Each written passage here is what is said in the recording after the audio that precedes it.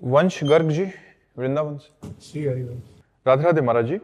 महाराज जी, नेत्रों के ब्रह्मचर्य हेतु मार्गदर्शन करें। नेत्रों का ब्रह्मचर्य क्या है और उसको कैसे धारण करें?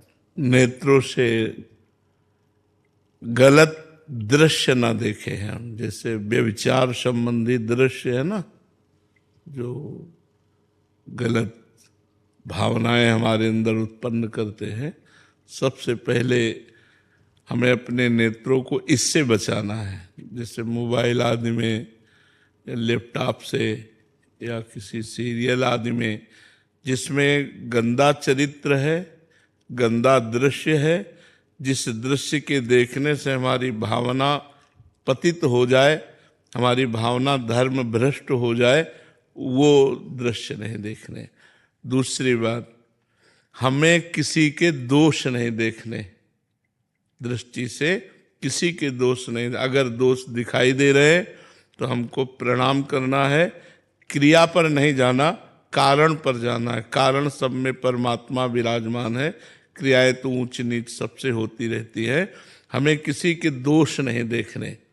तीसरी बात, हम कोशिश करें कि सब में भगवान विराजमान है, ऐसी अपनी दृष्टि से देखने की भावना करें कि जड़ चैतन्य सब में, जैसे गोस्वामी जी कह रहे हैं, सिय राम में सब जग जानी, करो प्रणाम जोरी जुग पानी। सबको दोनों हाथ जोड़कर हम प्रणाम करते हैं, क्योंकि सब में भगवान सिया राम विराजमान है, गोस्वामी जी कह रहे हैं। तो हम अपनी दृष्टि, हमारी जो दृष्टि है वो पवित्र तभी होगी जब भगवत दृष्टि हो जाएगी, सब में भगवत दृष्टि हो जाए। तो हम गलत आचरण वाले, जैसे कोई पशु पक्षी मैथुन कर रहा है तो हमें नहीं देखना, इससे हमारी दृष्टि दूषित हो जाएगी। यही वृंदावन में एक सौभरी नाम के महात्मा रहते थे, जो जल को स्तंभित करके जल समाधि लेकर के भजन कर रहे थे। तो समाधि से उनके नेत्र खुले तो उन्होंने देखा मछली मैथुन कर रही है। हर जीव में होता है, बस उसका मनन होने लगा।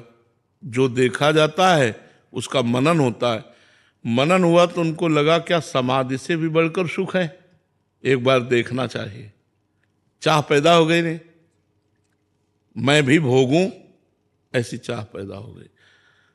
अब वो ऋषि थे, सामर्थ्यशाली थे, सीधे उठे और राजा उस समय चक्रवर्ती सम्राट मानधाता थे। मानधाता के पास गए और कहा, अब सामर्थ्यशाली ब्रह्म ऋषि ऐसे कोई राजा से ऐसे कोई साधारण बात कर सकता है क्या?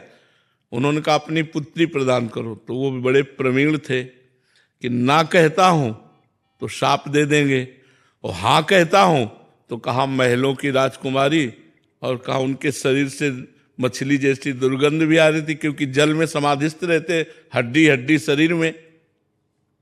तो 50 पुत्रियां थीं। तो उन्होंने कहा महाराज जो तुम्हें पसंद करे उसे स्वीकार कर लो। बोले आदेश करो। महल में आदेश किया कि महाराज सौभरी ऋषि पधार रहे हैं, जो राजकुमारी उन्हें पति रूप में वर्ण करना चाहे वो स्वीकार कर सकती है।